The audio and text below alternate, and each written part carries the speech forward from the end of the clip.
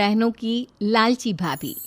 करिश्मा, रेशमा और मनीषा 3 बहनें हैं। उनका एक भाई भी है, मयंक। मयंक अपनी बहनों को बहुत प्यार करता है, लेकिन मयंक की पत्नी सविता इस मामले में मयंक से बिल्कुल ही अलग है।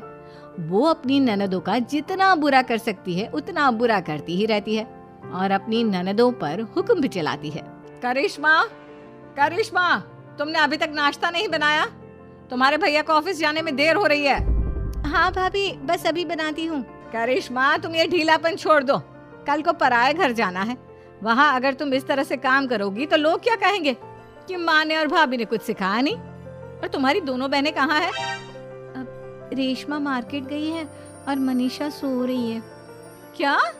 सुबह के 8 बज रहे हैं और ये महारानी अभी भी सो रही है? ये कहते हुए सविता अपनी सास दुर्गा देवी के पास जाती है। माँ जी, देख रही हो अपनी बेटियों के तौर तरीके? क्या हुआ बहू, सुबह सुबह क्या कर दिया मेरी बेटियों ने? अरे एक तो अभी अभी उठकर किचन में गई है, दूसरी सुबह सुबह बाहर चली गई और तीसरी अभी तक सो रही है। क्या करूं मैं इन तीनों का? मैं तो परेशान हो गई हूँ। जा जाकर उठा उसे और रेशमा से मैं बात करती हूँ। सविता सीधा मनीषा के कमरे में जाती है और उससे कहती है, महारानी जल्दी उठो, सूरज सर पर आ गया है। भाभी थोड़ी देर और सोने दो ना, मैं रात को लेट सोई थी। वो क्या है ना, यूनिट टेस्ट चल रहे हैं। शराफत से उठती है या नहीं, या फिर पानी की भरी बाल्टी डालूं तेरे ऊपर? नहीं नहीं भाभी, मुझे बिस्तर में नहीं नहाना, उठती हूँ मैं। मनीषा जल्दी से उठकर बाथरूम में चली जाती है। सभी आराम से बैठकर नाश्ता कर रहे होते कि तभी रेशमा बाजार से हाथ में सामान लिए आ जाती है। रेशमा को देखते ही सविता उस पर बरस पड़ती है। लो, आ गई महारानी। ऐसा भी क्या सामान लाना था जो सुबह आंख मलते ही बाजार की तरफ रवाना हो गई? भाभी, कल आप ही तो चीख रही थी कि घर का सारा सामान मुझे ही लाना पड़ता है, घर में किसी को भी किसी काम से कोई लेना देना नहीं है। अब मैं बाजार जाकर सामान ले आई तो आपको इस बात से भी तकलीफ हो रही है? देख रही हो माँ जी, अपनी बेटी की जुबान कैंची से भी तेज चलती है। और मयंक, आप तो कुछ कहेंगे नहीं अपनी लाडली बहन को? रेशमा, अपनी भाभी से ऐसे बात नहीं करते। चलो माफी मांगो। भैया, मैं क्यों माफी मांगू? आप भाभी से बोलिए ना कि हम पर कम हुक्म चलाया करे। हम इस घर की बेटियां हैं और आपकी पत्नी की ननद है, नौकरानी नहीं। लो कर लो बात। इनकी भलाई के लिए कुछ भी बोलो तो इन्हें बुरा लग जाता है। इस घर में यही इज्जत है मेरी। देख लो माँ जी, आपकी बेटी किस लहजे में मुझसे बात कर रही है। सविता वहाँ से चली जाती है। मयंक को बहुत गुस्सा आता है, वो भी वहाँ से चला जाता है। फिर करिश्मा रेशमा को समझाती है, रेशमा, तुम्हें भाभी से माफी मांग लेनी चाहिए थी ना। लेकिन दीदी, मैंने कुछ किया ही नहीं, तो मैं माफी क्यों मांगू? हाँ करिश्मा दीदी, रेशमा दीदी जैसे ही घर में आई, भाभी ही उन पर चिल्ला रही थी। हाँ, मैं मानती हूँ कि गलती भाभी की थी। मैं तो इसलिए बोल रही हूँ कि भाभी ने माँ को तो पूरी तरह अपने वश में कर लिया है। वो हमारी बात सुनती ही नहीं। मयंक भैया हमारे लिए हमेशा खड़े रहते हैं, इसलिए उनकी बात का मान तो तुम्हें रखना चाहिए था ना। कोई फायदा नहीं दीदी, कुछ दिनों की बात और है, भाभी उन्हें भी हमारे खिलाफ भड़का देंगे। फिर वो भी माँ की तरह हमारी किसी बात का विश्वास नहीं करेंगे। इसी तरह सविता अपनी तीनों ननदों को किसी न किसी बात पर परेशान करती रहती थी। एक दिन मयंक अपनी तीनों बहनों के लिए गिफ्ट लाया। करिश्मा, ये तुम्हारे लिए हार का सेट। रेशमा, तुम्हारे लिए सुंदर सी ड्रेस। और मनीषा, तुम्हें किताबें पसंद है ना, तुम्हारे लिए किताबें लाया हूँ। थैंक यू भैया। थैंक यू भैया। थैंक यू भैया। करिश्मा, तुम्हारा नेकलेस कितना सुंदर है, ये भैया कहाँ से ले आए होंगे? मैंने भैया को 3 दिन पहले फोन पर ये डिजाइन दिखाया था और आज भैया ये ले आए।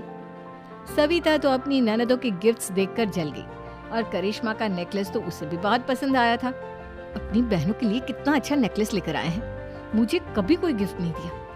मैं आज ही ये हार चुरा लूंगी। रात में सविता करिश्मा का हार चुरा लेती है और इसी तरह उसे अपनी ननदों की जो भी चीज अच्छी लगती वो उसे मांगती नहीं, बल्कि रात के अंधेरे में चुरा लेती। इसी तरह दिन बीतते गए और सविता ने मयंक के दिल में भी उसकी बहनों के लिए नफरत पैदा कर दी। एक दिन मयंक ने करिश्मा और रेशमा के लिए रिश्ता देखा और ये बात उसने घर में सबको बताई।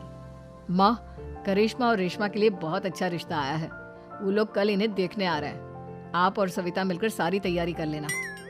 ये सुनकर करिश्मा और रेशमा खुश हो जाती हैं, लेकिन सविता सोचती है, अगर इन दोनों बहनों की शादी हो गई तो घर और बाहर का काम कौन करेगा? मनीषा तो एक नंबर की कामचोर है, उससे तो किसी बात की उम्मीद लगाना ही बेकार है। मुझे इस शादी को रोकना होगा। अगले दिन सभी लड़के वालों के स्वागत की तैयारी करने में लगे होते हैं। तभी मयंक अपनी बहनों से आकर कहता है, तैयार हो गई तुम दोनों? देखो दोनों लड़के बहुत अच्छे हैं, मैं कोई कसर नहीं छोड़ना चाहता, इसलिए तुम उनके सामने अच्छे से बिहेव करना और अपनी भाभी से लड़ने मत लग जाना। करिश्मा, तुम वो नेकलेस पहन लो ना जो मैं तुम्हारे लिए लाया था। भैया मैं बहुत देर से वो नेकलेस ढूंढ रही हूँ, लेकिन मुझे मिल ही नहीं रहा। क्या तुमने नेकलेस खो दिया? तुम्हें पता भी है वो कितना महंगा था? तुम कोई काम ढंग से नहीं कर सकती। मयंक गुस्से में वहां से चला जाता है। थोड़ी देर बाद लड़के वाले भी आ जाते हैं। वो दोनों बहनों को पसंद कर लेते हैं और रिश्ता पक्का हो जाता है। लेकिन सविता के दिमाग में तो कुछ और ही खिचड़ी पक रही थी। वो पंडित जी के पास करिश्मा की कुंडली लेकर जाती है और उन्हें पैसे देकर करिश्मा की कुंडली बदलवा देती है।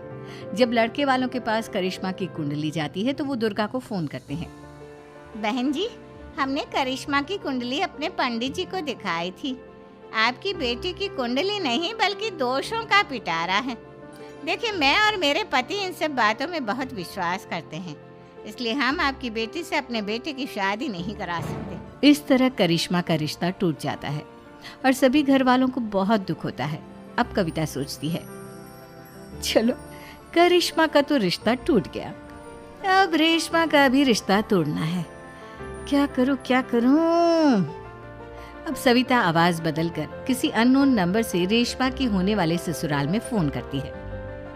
हेलो, मैं कौन हूँ कौन नहीं ये आपके लिए जानना जरूरी नहीं, बस इतना सुन लो कि रेशमा का 2 साल से किसी के साथ अफेयर चल रहा है। बस रेशमा का रिश्ता तोड़वाने के लिए सविता का इतना कहना काफी था। अब रेशमा का भी रिश्ता टूट गया। मयंक और दुर्गा देवी ने रेशमा को खूब खरी खोटी सुनाई और उससे बार बार उस लड़के के बारे में पूछने लगी। आप दोनों मुझे क्यों परेशान कर रहे हो? अरे कोई लड़का होगा मेरी लाइफ में तो मैं बताऊंगी ना, जब कोई है ही नहीं तो कहाँ से लाऊं मैं कोई लड़का? तो तेरे होने वाले ससुराल वालों को फोन किसने किया था? माँ, मैं नहीं जानती किसने फोन किया था, मैं सच कह रही हूँ। मैं तो पहले ही कह रही थी इसकी लगाम खींच कर रखो, लेकिन मेरी सुनता ही कौन है। आप चुप रहिए भाभी, ये सब आपका ही किया धरा है। अब तीनों बहनों को विश्वास हो जाता है कि ये सब उनकी भाभी ही कर रही है। तीनों बहनें अपनी भाभी को सबक सिखाने के लिए एक वकील कर लेती है और घर में हिस्सा मांग। देखो भैया, माँ बाप की जायदाद में जितना बेटों का हक होता है उतना ही बेटियों का, इसलिए इस घर के 4 हिस्से होंगे और हमें अपना हिस्सा चाहिए। मैंने तुम्हारे लिए क्या क्या नहीं किया और तुम इस घर में हिस्सा मांग रही हो? भैया, आप और माँ हम बहनों की कोई बात नहीं सुनते हो और भाभी हमारी शादी नहीं होने देगी क्योंकि उन्हें लगता है कि आप हमारी शादी में ज्यादा पैसा लगाओगे और उन्हें हम जैसी फ्री की नौकरानी कहाँ मिलेगी। तो हम भाभी के साथ तो रह नहीं सकते, हम बहनों को अपना हिस्सा चाहिए। अरे तुम्हें शर्म आनी चाहिए अपने भाभी पर ऐसा इल्जाम लगाते हुए।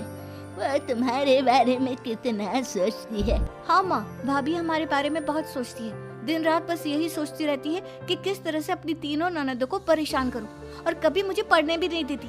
दोनों बहनों का रिश्ता भी तो इन्होंने ही तोड़वाया है और रात में हमारे कमरे में आकर हमारी चीजें भी चुराती हैं। इसी तरह सविता की तीनों ननदें अपनी बात पर अड़ी रही।